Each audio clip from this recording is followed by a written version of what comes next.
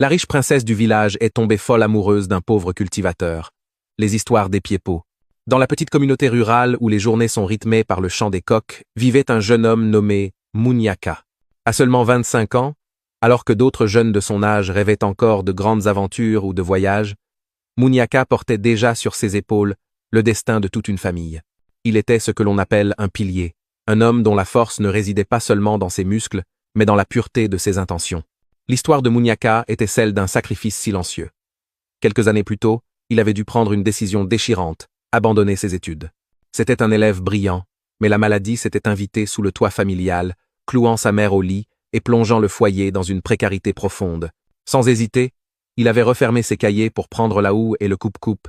Pour lui, la réussite de ses petits frères et sœurs était devenue sa seule priorité. Il les encourageait chaque matin à prendre le chemin de l'école, leur rappelant que l'instruction était la clé qu'il avait lui-même dû laisser de côté pour les nourrir. Le quotidien de Muniaka était un marathon contre la misère. Dès l'aube, avant même que le soleil ne darde ses premiers rayons, il était déjà à l'œuvre. On le voyait dans les fermes des grands propriétaires du village, courbé sous la chaleur accablante, labourant la terre avec une détermination qui forçait l'admiration. Ses patrons, pourtant habitués à la main-d'œuvre bon marché, ne restaient jamais indifférents à son zèle. Touché par ce regard brillant de courage, il lui glissait souvent quelques pourboires supplémentaires, conscient que chaque pièce durement gagnée servait à acheter les médicaments de sa mère. Mais le travail au champ ne suffisait pas. Une fois sa journée de labeur terminée, Muniaka s'enfonçait dans la brousse pour chasser. Avec une patience infinie, il traquait les agoutis et les rats de brousse. Plus tard, on le retrouvait sur le bord de la route poussiéreuse, exposant son gibier aux voyageurs de passage. Sa beauté physique, faite de traits fins et d'une carrure sculptée par l'effort, n'avait d'égal que son humilité. Malgré la fatigue qui marquait ses traits, il gardait toujours un mot respectueux pour les anciens du village. Muniaka était devenu l'enfant chéri de la communauté. Sa vie était un exemple de dévouement. Chaque soir, en rentrant dans leur modeste case, il trouvait la force de sourire à sa mère souffrante, dissimulant ses propres peines pour ne lui offrir que de l'espoir. Il ignorait encore que ce cœur d'or, forgé dans la poussière et la sueur, allait bientôt attirer l'attention de la personne la plus puissante du royaume. Pendant que Muniaka chinait sous le soleil de plomb, une effervescence inhabituelle s'emparait du cœur du village. Les routes étaient balayées, les murs repeints à la chaux et des guirlandes de fleurs sauvages ornaient les entrées des maisons. La raison de ce tumulte était le retour tant attendu de la princesse Diane, l'unique héritière du roi Jifawan. Envoyée à l'étranger dès son plus jeune âge pour acquérir une éducation d'élite, elle revenait enfin au pays, parée des titres et du savoir que son père avait tant espéré pour elle. Le jour de son arrivée, le royaume semblait suspendu dans le temps. Une liesse populaire éclata dès que le cortège royal apparut à l'horizon. Les villageois, vêtus de leurs plus beaux pagnes traditionnels, s'étaient massés le long des chemins. Conformément à la coutume, des femmes portaient des pots de fleurs colorées au-dessus de leur tête, tandis que les groupes de danseurs faisaient résonner le sol au rythme des tambours et des balafons. L'air était saturé de chants de louanges et de parfums de fête. Lorsqu'elle descendit de la voiture, un silence admiratif parcourut la foule. À seulement 25 ans, Diane était devenue femme d'une beauté épanouissante. Son port de tête était altier, mais ses yeux, d'une douceur infinie, cherchaient déjà à renouer avec cette terre qu'elle avait quittée enfant. Elle portait ses vêtements avec une élégance naturelle qui ne parvenait pas à masquer son émotion. Son père, le roi Jifawan, s'avança vers elle, le visage rayonnant de fierté. Il la prit par la main et, se tournant vers l'assemblée, s'adressa à son peuple d'une voix tonnante. « Mon cher peuple, voici ma seule fille bien-aimée. Elle est enfin de retour dans notre royaume après ses longues années d'études. Elle est devenue une grande femme, mais nous devons maintenant lui réapprendre notre culture, nos racines et nos valeurs, pour qu'elle n'oublie jamais d'où elle vient. » La fête dura jusque tard dans la nuit, mais derrière les dorures du palais et les banquets somptueux, Diane se sentait étrangement décalée. Malgré son éducation raffinée et ses manières de grande dame, elle brûlait d'une curiosité sincère pour la vie réelle de ses sujets. Contrairement à ce que son rang aurait pu laisser croire, elle était dotée d'une simplicité remarquable. Dès les jours suivants, elle refusa de rester cloîtrée dans les jardins du palais. Elle voulait voir les paysages, sentir la poussière des sentiers et échanger avec les gens qui faisaient la vie de ce royaume. Elle ignorait encore que sa soif de découverte allait la mener bien au-delà des sites touristiques de son père, jusqu'à un champ en bordure de route où le destin l'attendait sous les traits d'un jeune cultivateur courageux. Le soleil de 14 heures pesait lourdement sur la savane, transformant la terre rouge en un miroir de chaleur vacillante. En bordure de la route principale qui serpentait vers le cœur du village, Muniaka était à l'œuvre. Le dos courbé, les muscles saillants et luisants de sueur, il maniait sa lourde houe avec une précision de métronome. Chaque coup frappé dans le sol durci était un défi lancé à la fatalité. Il ne travaillait pas seulement pour lui, il travaillait pour le remède de sa mère et pour les cahiers de ses frères. La poussière s'élevait autour de lui, mais il ne semblait pas la remarquer, tout entier concentré sur son dur labeur. Soudain, le silence habituel de la campagne fut rompu par le froissement de tissus fins et le bruit de pas cadencés. La princesse Diane, fidèle à son désir de découvrir son royaume, passait par là. Elle n'était pas seule.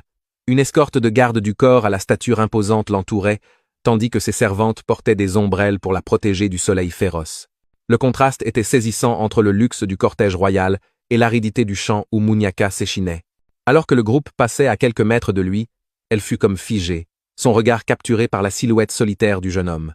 Elle observa ses mains calleuses agrippant le bois de l'outil, la détermination gravie sur son visage juvénile, et cette beauté brute que ni la boue ni la fatigue ne parvenaient à ternir. Pour la première fois depuis son retour, elle ne voyait pas un sujet, mais un homme dont la dignité imposait le respect. Sentant une présence, Muniaka redressa son grand corps et planta sa houe dans le sol. Il s'essuya le front d'un revers de main avant de croiser le regard de la princesse. À cet instant précis, le temps sembla se suspendre. Le tumulte du monde extérieur, les oiseaux, le vent dans les palmiers, les murmures des servantes s'effaça totalement. Le contact visuel fut si intense que Muniaka en oublia un instant sa condition. Pourtant, se rappelant rapidement les convenances, il inclina la tête avec une noblesse naturelle. « Mes sincères salutations, notre princesse », dit-il d'une voix calme et profonde. Diane, d'ordinaire si assurée, mit une seconde de trop à répondre. Elle sentit un trouble inconnu l'envahir, une chaleur qui n'avait rien à voir avec le soleil de l'après-midi. « Je vous salue, brave travailleur », répondit-elle avec cette majesté douce qui la caractérisait. Elle reprit sa route, mais son pas était moins assuré. Muniaka, de son côté, resta immobile, regardant le cortège s'éloigner dans un nuage de poussière dorée. Aucun des deux ne pouvait mettre de mots sur ce qu'ils venaient de ressentir, mais tous deux savaient, au fond de leur âme, que ce pressentiment n'était que le début d'un bouleversement qu'aucune loi royale ne pourrait contenir. Les jours qui suivirent leur rencontre fortuite furent empreints d'une étrange mélancolie pour la princesse Diane. Malgré les réceptions au palais et les dossiers sur le développement du royaume, son esprit s'échappait sans cesse vers ce champ de bord de route. Elle s'interrogeait sur ce jeune homme qui maniait la terre avec tant de noblesse. La riche princesse du village est tombée folle amoureuse d'un pauvre cultivateur. Partie 2. Les histoires des Pieds-Pots. Un après-midi, alors qu'elle visitait le chantier d'une nouvelle cité que son père, le roi Jifawan, faisait construire, elle l'aperçut à nouveau.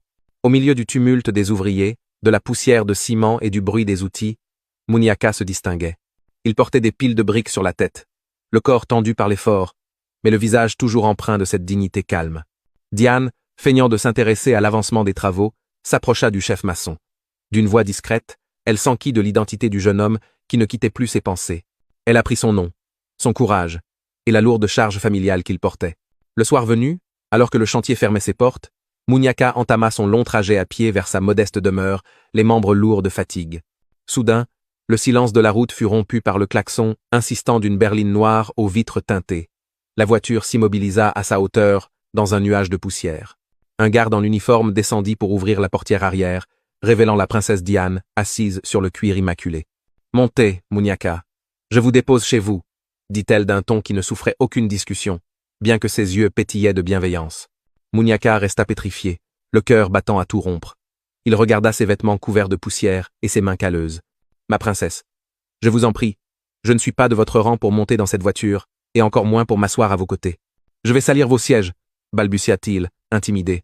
Diane eut un sourire éclatant qui sembla illuminer l'habitacle sombre. « La poussière s'en va, Muniaka, mais la fatigue d'un honnête homme mérite le repos. Ne vous inquiétez pas pour moi, je souhaite simplement vous aider. » Pendant le trajet, un silence intimidé s'installa d'abord, avant que la simplicité de Diane ne brise la glace.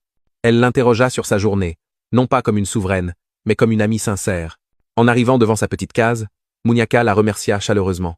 Cette nuit-là, allongé sur sa natte, il ne put s'empêcher de repenser à la douceur de son parfum et à ce sourire qui, pour la première fois, lui faisait oublier la rudesse de sa condition. La vie au palais semblait désormais fade et sans âme pour la princesse Diane. Ce n'était plus dans les salons dorés ou lors des banquets officiels qu'elle trouvait la paix, mais dans le calme poussiéreux de la concession de Muniaka. Elle s'y rendait de plus en plus souvent, cherchant un refuge contre l'étiquette rigide de la cour et les attentes pesantes de son père. Sous les larges branches d'un grand arbre d'ombrage qui trônait devant la modeste demeure, il passait des heures à discuter, ignorant le temps qui s'enfuyait. Le rire de Diane, autrefois contenu par la bienséance, éclatait désormais librement. Elle lui racontait sa vie à l'étranger, décrivant les gratte-ciels immenses, les technologies surprenantes et ses ambitions pour moderniser le royaume. Munyaka l'écoutait avec fascination, découvrant un monde qu'il ne verrait sans doute jamais. En retour, il l'initiait aux secrets de la terre et aux coutumes ancestrales. Il lui apprenait les chants que les paysans entonnaient pour se donner du courage et les légendes que les anciens murmuraient les soirs de pleine lune. Un après-midi, Diane demanda à entrer dans la petite maison pour saluer la mère de Munyaka. Elle ne vint pas les mains vides. Elle fit livrer des sacs de céréales, des vivres de qualité, et même quelques têtes de bétail pour aider la famille à sortir de l'insécurité alimentaire. En s'asseyant au chevet de la vieille femme souffrante, Diane fit preuve d'une humilité qui toucha profondément Munyaka. Elle n'agissait pas en souveraine faisant l'aumône, mais en amie sincère, attentive aux besoins des siens. Pour la mère de Munyaka, la princesse n'était plus une figure lointaine et inaccessible. Elle était devenue une présence bienveillante, dont la visite illuminait sa journée.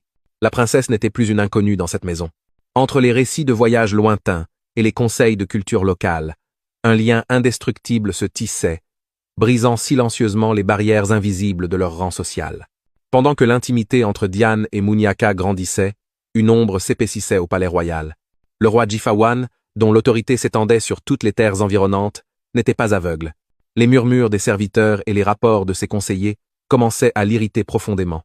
Pour lui, sa fille unique représentait l'avenir diplomatique et financier du royaume. Il nourrissait l'ambition secrète de l'unir à un héritier de sang noble ou à un magnat richissime, capable d'étendre son influence bien au-delà des frontières. Voir Diane consacrer ses journées à un humble cultivateur, un homme de basse classe, comme il aimait à le dire avec mépris, était une insulte à son rang. Mais Diane, portée par une force que son père ne comprenait pas, ignorait ces tensions. Un soir, alors que le soleil entamait sa lente descente, embrasant l'horizon de teintes orangées, pourpres et dorées, Diane et Munyaka se retrouvèrent en bordure des champs. C'était l'heure où la nature semble retenir son souffle, où le vent se calme et où le ciel devient un tableau vivant. Ils marchaient côte à côte, le silence entre eux étant devenu aussi confortable que leurs paroles. Diane s'arrêta brusquement et se tourna vers Munyaka. Son cœur battait avec une intensité qu'elle ne pouvait plus ignorer. Regardant ce visage qu'elle avait appris à chérir, marqué par le labeur mais illuminé par une noblesse intérieure, elle prit son courage à deux mains. « Munyaka, nous avons passé tellement de temps ensemble ces dernières semaines, » commença-t-elle, sa voix tremblant légèrement. « J'ai découvert en toi une richesse que l'or ne peut acheter. Je ne veux plus cacher ce qui brûle en moi, Munyaka. Je suis tombée amoureuse de toi. Je ne sais pas si tu ressens la même chose, mais je ne pouvais plus garder ce secret dans mon cœur. » Munyaka resta figé, le souffle coupé. Il regarda la princesse, si belle sous les derniers rayons du jour, et sentit une vague d'émotion l'envahir. La peur de sa condition sociale, qui l'avait hanté jusqu'ici, s'effaça devant la sincérité de Diane. « Ma princesse, ma joie de vivre, » répondit-il avec une tendresse infinie. « Je pensais que tout cela n'était qu'un rêve dont je finirais par me réveiller. Chaque jour, je luttais contre moi-même pour ne pas vous avouer mon amour, car vous êtes une princesse, et je ne suis qu'un pauvre travailleur de la terre. Mais mon cœur ne connaît pas la hiérarchie. Je vous aime aussi, plus que ma propre vie. » Dans cet instant de vérité absolue, les barrières tombèrent. Ils s'approchèrent l'un de l'autre et s'embrassèrent pour la première fois, avec une tendresse et une passion qui libéraient leur cœur. Sous ce ciel de feu, ils ne se sentaient plus comme une princesse et un paysan, mais comme deux âmes enfin réunies. Ils ignoraient cependant que, loin de là, les yeux du roi commençaient déjà à se poser sur eux avec une fureur destructrice. L'illusion de paix dans laquelle vivaient les deux amoureux vola en éclats dès le lendemain matin. Le roi Jifawan, dévoré par l'ambition et le mépris des classes sociales, n'avait pas attendu pour agir. Dans l'ombre du palais, il avait engagé un détective privé, un homme sans scrupules, chargé de surveiller chaque geste de sa fille. Le rapport de ce dernier fut sans appel. Les baisers échangés sous le coucher du soleil confirmaient ses pires craintes. Pour le souverain, ce n'était pas de l'amour, mais une trahison envers la lignée royale. À l'aube, alors que la brume enveloppait encore les champs, le silence de la concession de Munyaka fut brisé par le fracas des bottes. Une escouade de gardes royaux, le visage fermé, encercla la petite demeure. Sans sommation, ils s'emparèrent du jeune homme. Sous les cris de sa mère terrifiée,